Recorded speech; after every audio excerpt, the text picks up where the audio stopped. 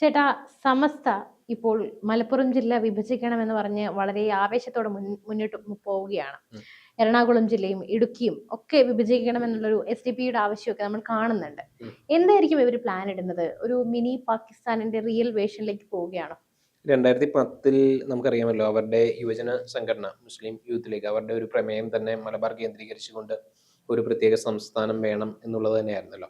അതിൽ അവർ പറയുന്ന ന്യായം എന്ന് പറയുന്നത് ജനസംഖ്യ വളരെയധികം വർദ്ധിച്ചിരിക്കുന്നു, ജനസംഖ്യ വളരെയധികം കൂടുതലാണ്, അതുകൊണ്ട് തന്നെ പ്രത്യേക താലൂക്കുകൾ ആവശ്യമുണ്ട്. അതോടൊപ്പം തന്നെ റവന്യൂ റിക്കവറിയുമായി ബന്ധപ്പെട്ടുകൊണ്ട് നടപടിക്രമങ്ങൾ വളരെ ഈസിയായി നടപ്പാക്കാൻ വേണ്ടിയിട്ട്, അതോടൊപ്പം തന്നെ ജനങ്ങളിലേക്ക് സൗഹൃദപരമായിട്ടുള്ള നടപടികൾ എത്തിക്കാൻ വേണ്ടിയിട്ട് അപ്പോൾ ജില്ല വിഭജിക്കേണ്ടതുണ്ട് എന്നാണ് അവർ പറയുന്നത്. അങ്ങനെ എന്തെങ്കിലും ഒരു അസ്വാഭാവികത കാണുന്നുണ്ടോ? അത് ആണ് അവരുടെ യഥാർത്ഥ കാരണം എന്ന് തോന്നുന്നുണ്ടോ? അങ്ങനെ ഒരു നടപടിയിലേക്ക് അവർ നീങ്ങാൻ, അതോ മറ്റു പല ദുരുദ്ദേശങ്ങളും അവർക്കുണ്ടോ എന്നുള്ളത് സംശയിക്കുന്നുണ്ടോ? തീർച്ചയായും ഒരു ദുരുദ്ദേശം തന്നെയാണിത്. കാരണം മതാടിസ്ഥാനത്തിൽ വിഭജനം യാഥാർത്ഥ്യമായി കഴിഞ്ഞാൽ, കാരണം മലപ്പുറത്തുള്ളത് ഭൂരിഭാഗവും 90% മുസ്ലിങ്ങളാണുള്ളത്. അപ്പോൾ ഒരു മതാടിസ്ഥാനത്തിൽ ഒരു വിഭജനം അവിടെ സാധ്യമായി കഴിഞ്ഞാൽ ഇന്നവർ ജില്ല വിഭജിക്കാൻ പറയും, നാളെ അവർ സംസ്ഥാനം വിഭജിക്കാൻ പറയും. അതുപോലെ തന്നെ അവർക്ക് ഈ ആവശ്യങ്ങൾ മാത്രമല്ല ഉള്ളത്. അവർ പറയുന്നു പെരുന്നാളിനോട് അനുബന്ധിച്ച് 3 ദിവസത്തെ അവധി വേണം. അതുപോലെ ഇവരുടെ വെള്ളിയാഴ്ചത്തെ നിസ്കാരത്തിനോടനുബന്ധിച്ച് പള്ളിയിൽ പോകേണ്ടതിനനുസരിച്ച് പരീക്ഷകളൊക്കെ ക്രമീകരിക്കണം. പിന്നെ മദ്രസയുടെ കാര്യം, അങ്ങനെയെല്ലാം അവര് അങ്ങനെ ഓരോരോ ആവശ്യപ്പെടുന്നുണ്ട്. അപ്പൊ കേവലം ഒരു സാമ്പത്തിക പുരോഗതിക്ക് വേണ്ടി മാത്രമല്ല അവരിങ്ങനെ പറയുന്നത് എന്നുള്ളത് തീർച്ചയാണ്. അപ്പൊ ഒരുപക്ഷെ ഇനി അടുത്തത് വരുന്നത് UDF സർക്കാർ ആണെങ്കിൽ, അല്ലെ, മുസ്ലിം ലീഗ് ഭരിക്കും ഇവിടെ, അവര് ഭരിക്കും. ഉറപ്പായിട്ടും ഈ ഒരു ആവശ്യം കൂടി പരിഗണിക്കപ്പെടാം, അല്ലെ? തീർച്ചയായും. അതിപ്പോ UDF അധികാരത്തിൽ കയറിയാൽ മാത്രമല്ല, LDF അധികാരത്തിൽ കയറിയാലും തീർച്ചയായും ഈ ആവശ്യം പരിഗണിക്കും. കാരണം ഈ 2 വിഭാഗങ്ങളും ഈ ഒരു കാര്യത്തിൽ ഒരേ നാണയത്തിന്റെ 2 വശങ്ങളാണ്. അവർ തീർച്ചയായിട്ടും പറയും, ന്യൂനപക്ഷങ്ങളെ പ്രീണിപ്പിച്ച് വോട്ട് ബാങ്ക് ഉറപ്പിക്കാൻ വേണ്ടിയിട്ട് അവർ തീർച്ചയായിട്ടും ഇത്തരത്തിലുള്ള എല്ലാ അവരുടെ ആവശ്യങ്ങളും അംഗീകരിച്ചു കൊടുക്കും. നമ്മൾ കണ്ടതല്ലേ, ശിവൻകുട്ടി മന്ത്രിയായ ഈ കഴിഞ്ഞ ദിവസം, കഴിഞ്ഞ ഇടയ്ക്ക് ശിവൻകുട്ടി പറഞ്ഞതാണ്, ഇവരുടെ മദ്രസയിൽ പോക്കിനനുസരിച്ച് ക്രമീകരിക്കാമെന്ന് പറഞ്ഞു. കാരണം അതിനു മുമ്പ് അദ്ദേഹം പറഞ്ഞതാണ്, ഇവർക്ക് ശനിയാഴ്ച ക്ലാസ് വേണ്ട, അല്ലെങ്കിൽ ഇവരുടെ മണിക്കൂറുകൾ കൂട്ടിയിട്ട് ഇവർക്ക് കുട്ടികൾക്ക് കൂടുതൽ സൗകര്യം ചെയ്തു കൊടുക്കാമെന്നുള്ളതാണ് പറഞ്ഞത്. അപ്പൊ ഇതേപോലെയുള്ള മതസംഘടനകൾ ഇതിനെതിരായി നിന്നു. ഇപ്പൊ അവസാനം എന്തായി? അവരെ പ്രീണിപ്പിക്കേണ്ടി വന്നല്ലേ? അതെന്തുകൊണ്ടാണ്? അപ്പൊ 2 കൂട്ടരും ഒരേ നാണയത്തിന്റെ 2 വശങ്ങൾ തന്നെയാണ്. സൂംബ ഡാൻസുമായി ബന്ധപ്പെട്ടുകൊണ്ടൊക്കെ അവര് തന്നെ നിലപാടെടുക്കുന്നു. അപ്പൊ അവർ തീരുമാനിക്കുന്ന തലത്തിലേക്ക് കാര്യങ്ങൾ എത്തുന്ന ഒരു സ്ഥിതിയിലേക്ക് കേരളം ഇന്ന് എത്തിയതായിട്ട് തോന്നുന്നുണ്ടോ? തീർച്ചയായും. ഇന്നൊന്നും അല്ല, ഇത് പണ്ടേ എത്തിയതാണ്. ഇപ്പൊ കുറച്ചും കൂടി ആളുകൾ തിരിച്ചറിഞ്ഞു തുടങ്ങിയെന്ന് മാത്രം, അത്രേ ഉള്ളൂ. കാരണം അല്ല, പണ്ട് അവർക്ക് ഇത് ഒരുപക്ഷെ ഇങ്ങനെ ഡയറക്റ്റ് ആയിട്ട് ഒന്നും പറയാൻ കഴിയുമായിരുന്നില്ല, ഇത്രയും ശക്തിയോട് കൂടി പറയാൻ കഴിയുമായിരുന്നില്ല. ഇന്ന് അവര് ആജ്ഞാപിക്കുകയാണ്. അവര് ഓരോ പ്രമേയം പാസ്സാക്കിയാണ്, അവർ അങ്ങോട്ട് ആജ്ഞാപിക്കുകയാണ്. അവർക്കറിയാം 2 കൂട്ടരാണെങ്കിൽ നടപ്പിലാക്കുമെന്ന്. അപ്പൊ അതുകൊണ്ടാണ് ആ ഒരു കൂട്ടരെല്ലാം 2 കൂട്ടരും ഇത് നടപ്പാക്കുന്നു എന്നൊരു ബോധ്യം അവർക്കുള്ളത് കൊണ്ട് അവർക്ക് അങ്ങനെ പ്രമേയം പാസ്സാക്കാനും എല്ലാം എളുപ്പത്തിൽ കഴിയുന്നു, അല്ലെ? അതെ. ബാക്കി ഇതേ സ്ഥാനത്ത് വേറെ ഏതെങ്കിലും മതസംഘടനകൾ ഇതുപോലെ ആവശ്യം ഉന്നയിച്ച് പോയി കഴിഞ്ഞാല് അവര് ഏത് ചെവി കൂടെ കേൾക്കും, ഏത് ചെവി കൂടെ കളയും, ആ കാര്യത്തിലൊക്കെ സംശയമാണ്. ഇപ്പൊ SNDP-ന്റെ നേതാവ് മാത്രം പ്രീണിപ്പിക്കും, ബാക്കിയുള്ള കാര്യങ്ങളൊക്കെ നമുക്ക് അറിയാമല്ലോ. വേറെ ന്യൂനപക്ഷങ്ങൾക്കും ഇവിടെ വിലയൊന്നുമില്ല, മറ്റു ന്യൂനപക്ഷങ്ങൾക്കും യാതൊരു വിലയും ഇല്ല എന്നുള്ളതാണ് യാഥാർത്ഥ്യം, അല്ലെ? അപ്പോ ഇത് നമ്മൾ ലോകത്തിൽ മൊത്തം കാണുന്ന ഒരു പ്രക്രിയയാണ്, അല്ലെ? ജനസംഖ്യ ഒരു 30% മേലെത്തുമ്പോൾ അവർ തീരുമാനിക്കുന്ന രീതിയിലേക്ക് കാര്യങ്ങൾ വരണം എന്ന് അവർ ആഹ്വാനം ചെയ്യും. അവരൊരു പ്രമേയം പാസ്സാകും. ഒരു 50% മേൽ വരുമ്പോൾ അവര് പിന്നെ ഇതൊന്നും പറയേണ്ടതില്ല, അവർ നടപ്പാക്കുകയേ ഉള്ളൂ. അപ്പൊ ആ ഒരു സെയിം പാറ്റേൺ തന്നെ കേരളത്തിലും ഫോളോ ചെയ്ത് വരുന്നതായിട്ട് നമ്മൾ കാണുന്നു, അല്ലെ? സത്യം പറഞ്ഞാല് ബംഗ്ലാദേശിന്റെ മറ്റൊരു വേർഷനാണ് നമ്മുടെ കേരളത്തിൽ നടക്കുന്നത്.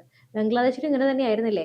ബംഗ്ലാദേശിലെ ഒരു നമ്മുടെ ഭാരതം പോലെ തന്നെ ഒരുപാട് തീവ്രമായിട്ടുണ്ടോ? അത്രയും തീവ്രമായ രീതിയിലേക്ക് വളർന്നുകൊണ്ടിരിക്കുകയാണ്, എത്തിയിട്ടില്ല, വളരുകയാണ്. കാരണം ഇപ്പൊ ഭരിക്കുന്നത് BJP ആണല്ലോ, നമ്മുടെ രാജ്യം ഭരിക്കുന്ന BJP ആണ്. പിന്നെ അതിന്റേതായിട്ടുള്ളൊരു പിന്നെ ചെറിയൊരു ഭയവും എല്ലാ കാര്യങ്ങളും ഇവരുടെ ഉള്ളിലുണ്ട്. പക്ഷെ കേരളത്തിൽ ഇവർക്കറിയാം ഇവരുടെ എല്ലാ അടവും ഇവിടെ നടക്കുമെന്ന്, എല്ലാം പയറ്റിയാലും എന്ത് പയറ്റിയാലും ഇവിടെ നടക്കുമെന്ന് ഇവർക്ക് നല്ല ബോധ്യമുണ്ട്. അതുകൊണ്ട് തന്നെ കേരളത്തിൽ ഇതെല്ലാം നടക്കും.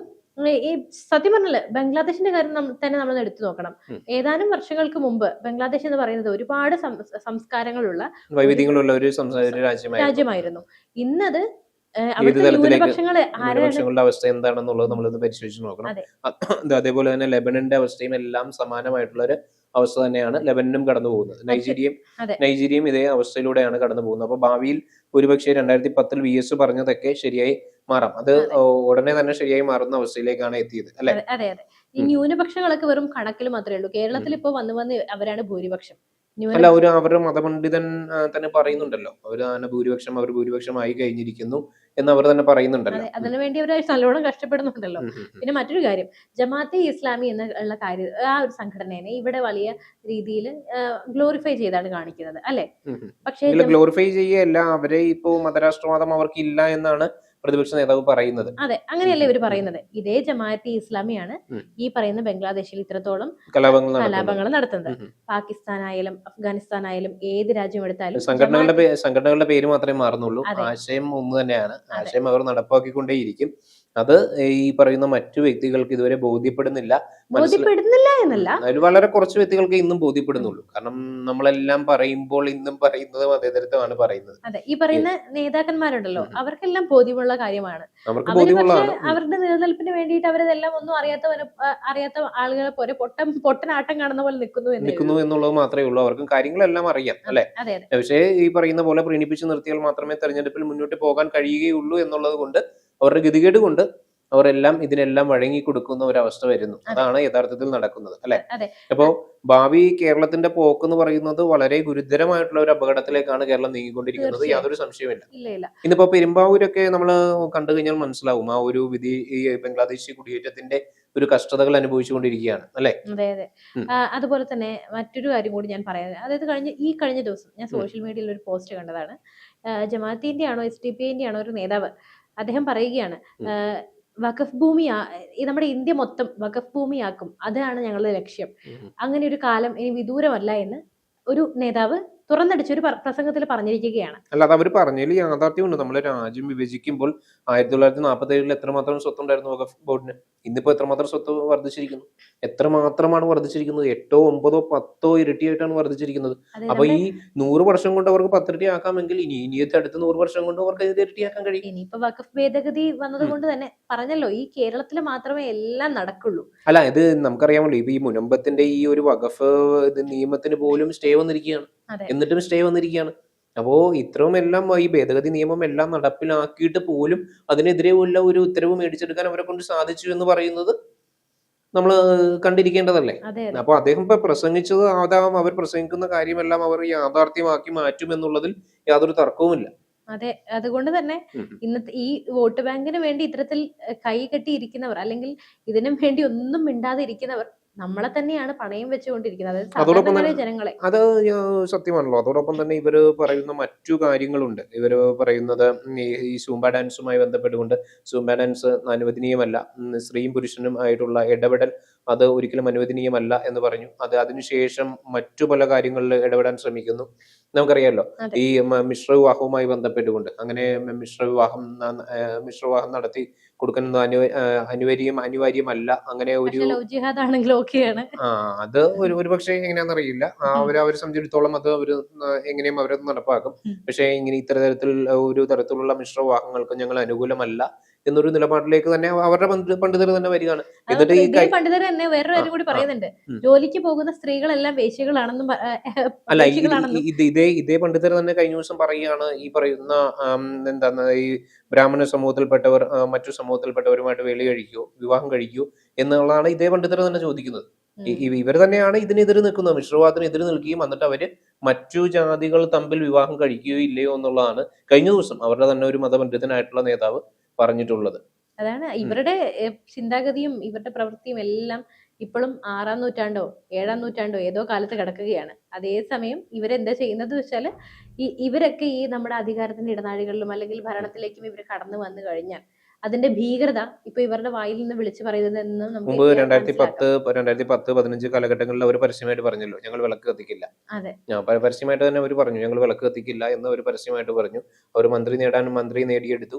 മന്ത്രി നേടാൻ മാത്രമല്ല നമ്മുടെ മറ്റൊരു നേതാവ് പറഞ്ഞിട്ടുമുണ്ട്, അതായത് ഞങ്ങൾക്ക് മതമാണ് വലുത്, മതമാണ് അത് വലുതെന്ന്, രാഷ്ട്രമല്ല. രാഷ്ട്രമല്ല മതമാണ് വലുതെന്ന് അദ്ദേഹം അത് വെല്ലുവിളിക്കുകയാണ്. അദ്ദേഹം ഇന്നും അതിനെ വെല്ലുവിളിക്കുകയാണ്. അതെ. അത് ഞാൻ എന്റെ കൊക്കിലെ ശ്വാസത്തിന് ജീവനുള്ള കാലഘട്ടത്തോളം ഞാൻ അതിനെ എതിർക്കില്ല എന്നുള്ളതാണ് അദ്ദേഹം പറഞ്ഞത്. അതുപോലെ തന്നെ നമ്മുടെ പ്രതിപക്ഷ നേതാവ് വളം വെച്ച് കൊടുക്കുന്നു. അപ്പൊ അവർക്ക് പിന്നെ എന്താ പറയാ വർഗീയത ഇല്ല. അത് സ്വാഭാവികമായിട്ടും അത് അവരതിനെ വിളമ്പിച്ചു കൊടുക്കുകയാണ്. പിന്നെ അവര് തന്നെ പറഞ്ഞല്ലോ, അവരുടെ മന്ത്രി തന്നെ അന്ന് പറഞ്ഞല്ലോ കേരളം ഭരിക്കുന്നത് അന്ന് മുസ്ലിം ലീഗ് ആണെന്ന് പറഞ്ഞല്ലോ. അതെ അതിനുശേഷം പക്ഷേ കോൺഗ്രസിന് എനിക്ക് തോന്നുന്നു 20-25 സീറ്റിൽ കൂടുതൽ കിട്ടിയിട്ടില്ല എന്നുള്ളതും യാഥാർത്ഥ്യമാണ്. പക്ഷേ നമ്മുടെ കേരളത്തിലെ ജനങ്ങളുടെ കാര്യം എന്തൊക്കെ പറഞ്ഞാലും അത് വളരെ ദയനീയമാണ്. ദയനീയമാണ്. അവര് എത്ര കിട്ടിയാലും നന്നാവില്ല. അവരിതൊക്കെ കേട്ട് ആന്റണി സാറിന് മുഖ്യമന്ത്രി പദം വരെ 2001 നഷ്ടപ്പെട്ടത് ഇതുമൂലം തന്നെയാണ്. ആന്റണി സാറിനെ പിന്നീട് കണ്ടിട്ടേ ഇല്ല കേരള രാഷ്ട്രീയത്തിൽ.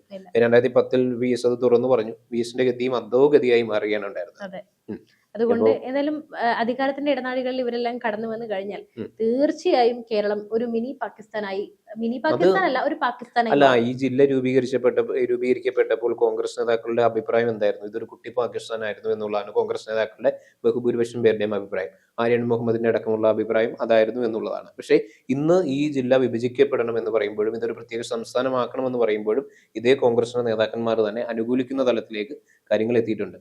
അപ്പൊ ഇതിൽ നിന്ന് നമ്മൾ മനസ്സിലാക്കുന്നത് ന്യൂനപക്ഷമായിരിക്കുന്ന വേളയിൽ മതേതരത്വം പറയും, മനുഷ്യത്വം പറയും, അതോടൊപ്പം തന്നെ നമ്മളെയൊക്കെ കബളിപ്പിക്കാൻ വളരെ വ്യക്തമായി കഴിയും. പക്ഷേ ഭൂരിപക്ഷമായി കഴിഞ്ഞിട്ടുണ്ട് എന്നുണ്ടെങ്കിലാണ് യഥാർത്ഥത്തിലുള്ള മതേതരത്വവും യഥാർത്ഥത്തിലുള്ള മതസൗഹാർദ്ദവും മറ്റുള്ള വ്യക്തികൾക്ക് ബോധ്യപ്പെടുന്നത് എന്നാണ് ഇവർ ഇപ്പൊ തന്നെ ബോധ്യപ്പെടുത്തി തരുന്നത്. അതിൽ യാതൊരു സംശയവും വേണ്ട.